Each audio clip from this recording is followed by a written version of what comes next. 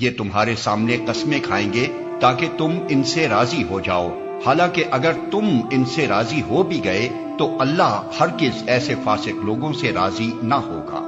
یہ بدوی عرب کفر و نفاق میں زیادہ سخت ہیں اور ان کے معاملے میں اس امر کے امکانات زیادہ ہیں کہ اس دین کے حقوق سے ناواقف رہیں جو اللہ نے اپنے رسول پر نازل کیا ہے۔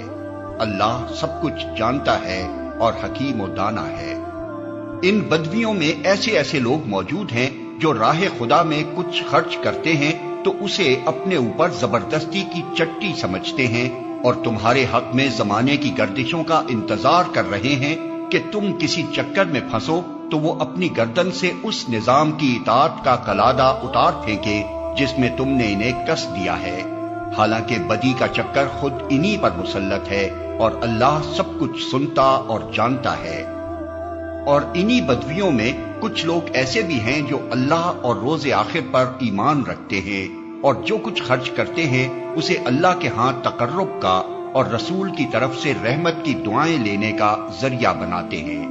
ہاں، وہ ضرور ان کے لیے تقرب کا ذریعہ ہے اور اللہ ضرور ان کو اپنی رحمت میں داخل کرے گا۔ یقیناً اللہ درگزر کرنے والا اور رحم فرمانے والا ہے۔ وہ مہاجر و انصار جنہوں نے سب سے پہلے دعوت ایمان پر لبیک کہنے میں سبقت کی، نیز وہ جو بعد میں راست بازی کے ساتھ ان کے پیچھے آئے، اللہ ان سے راضی ہوا اور وہ اللہ سے راضی ہوئے۔ اللہ نے ان کے لیے ایسے باغ مہیا کر رکھے ہیں جن کے نیچے نہریں بہتی ہوں گی اور وہ ان میں ہمیشہ رہیں گے۔ یہی عظیم الشان کامیابی ہے۔ تمہارے گرد و پیش جو بدوی رہتے ہیں ان میں بہت سے منافق ہیں، اور اسی طرح خود مدینہ کے باشندوں میں بھی منافق موجود ہیں جو نفاق میں طاق ہو گئے ہیں۔ تم انہیں نہیں جانتے، ہم ان کو جانتے ہیں۔ قریب ہے وہ وقت جب ہم ان کو دوہری سزا دیں گے، پھر وہ زیادہ بڑی سزا کے لیے واپس لائے جائیں گے۔ کچھ اور لوگ ہیں جنہوں نے اپنے قصوروں کا اعتراف کر لیا ہے، ان کا عمل مخلوط ہے، کچھ نیک ہے اور کچھ بد۔ بعید نہیں کہ اللہ ان پر پھر مہربان ہو جائے، کیونکہ وہ درگزر کرنے والا اور رحم فرمانے والا ہے۔ اے نبی، تم ان کے اموال میں سے صدقہ لے کر انہیں پاک کرو اور نیکی کی راہ میں انہیں بڑھاؤ اور ان کے حق میں دعائے رحمت کرو، کیونکہ تمہاری دعا ان کے لیے وجہ تسکین ہوگی۔ اللہ سب کچھ سنتا اور جانتا ہے۔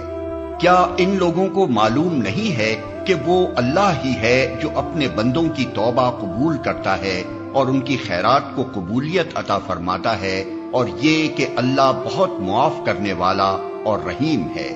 اور اے نبی، ان لوگوں سے کہہ دو کہ تم عمل کرو، اللہ اور اس کا رسول اور مومنین سب دیکھیں گے کہ تمہارا طرز عمل اب کیا رہتا ہے، پھر تم اس کی طرف پلٹائے جاؤ گے جو کھلے اور چھپے سب کو جانتا ہے، اور وہ تمہیں بتا دے گا کہ تم کیا کرتے رہے ہو۔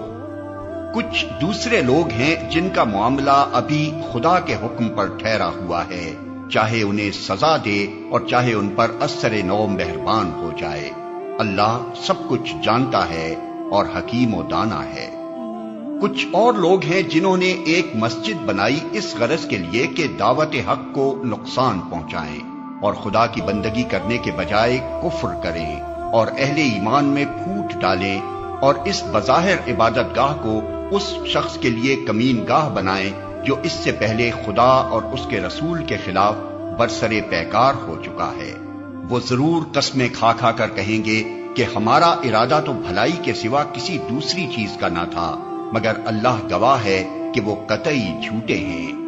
تم ہرگز اس عمارت میں کھڑے نہ ہونا جو مسجد اول روز سے تقوی پر قائم کی گئی تھی، وہی اس کے لیے زیادہ موزوں ہے کہ تم اس میں عبادت کے لیے کھڑے ہو۔ اس میں ایسے لوگ ہیں جو پاک رہنا پسند کرتے ہیں، اور اللہ کو پاکیزگی اختیار کرنے والے ہی پسند ہیں۔